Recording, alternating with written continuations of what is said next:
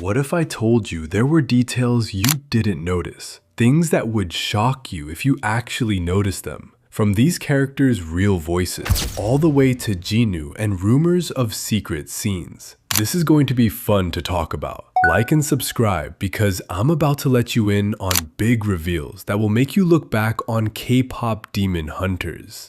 Okay, so we're going to be starting strong here with something that was right in front of you. Remember that Idol Awards performance? Well, not the performance itself, but backstage, after Huntrix had given themselves the morale boost they needed and they were all running out with Bobby. In that tiny little corridor that Rumi paused for a few seconds, there were two posters in the background. One of the posters was a promotional for Twice's new song. Yeah, Twice, the real-life K-pop girl group. Don't just rush to check the movie again just yet. You can do that when we're done with the video. And that wasn't the only time we saw Twice pop up in the movie. Let's take a few steps back to after the girls' first performance in the movie, and Bobby was telling them how magnificent they were. And to prove it to them, he showed them the charts on his phone. Huntrix was number 1. Guess who were on number 2? You guessed right, Twice. It was like a subtle way of combining reality and fiction, and I blushed when I saw it. I'm not even joking. Anyways, moving on. At number 2, we have another nod at Twice, because they sang a song in the movie. When I say nod, it's more like a flash in our faces that we didn't notice. Remember that revenge song that the girls were supposed to perform? I know, revenge song sounds too brutal. I didn't want to call it a diss song because then it would sound like they were having a beef. Well, technically they were. But anyways, remember the song Takedown? Well, I don't know about you, but the song sounded cringe and made me want to have a seizure when they first sang it. But Twice gave us an upgrade. Yeah, after the movie ended and the credits started rolling, a different version of Takedown began playing. This one was kinda like rock or punk rock. And I know most of you didn't catch it because you don't watch the credits. Twice were the ones who sang that version, and I loved every bit of it. Up in third place is the Saja boys' physique. Yeah, you're confused as hell right now. What about the Saja boys' physique? Well, how do I say this softly? They are technically the same, except Abby. Okay, let me break it down for you. The Saja boys have the same body build, that's slim, tall, and basically the same skin tone. Only Abby is a bit more muscular than the rest. If you think I'm lying, just take a look at them one more time. And this isn't a coincidence. It was done to mimic the standards of real-life K-pop groups. So basically, K-pop groups are made to move with unison. If you were at a K-pop show and you watched them dance, all wearing the same clothes, it might be difficult for you to pick who is who. This is done to make their movements look more uniform. So yeah, I guess I've given you something to look at when next you're rewatching the movie. Anyways, on number 4, we have the inspiration for Huntrix.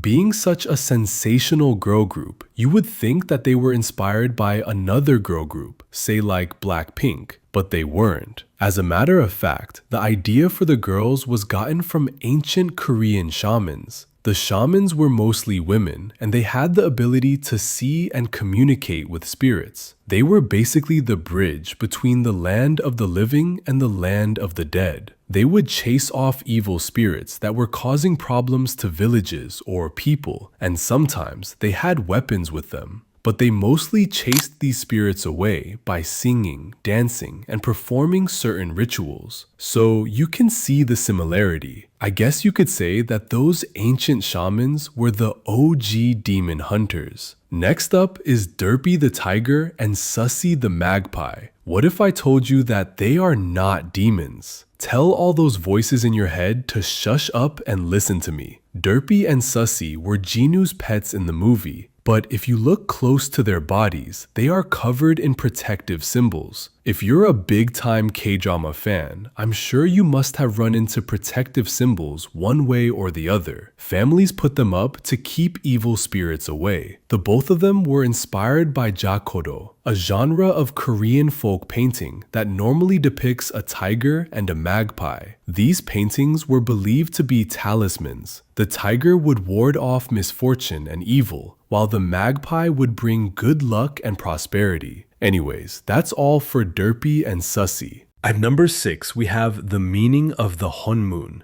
Wait, did you think the Hunmoon was a made-up word with no real meaning? Think again, my lovelies. It's actually a genius wordplay because word Hun in Koreans means soul or spirit, while the word moon in Korean means door or gate.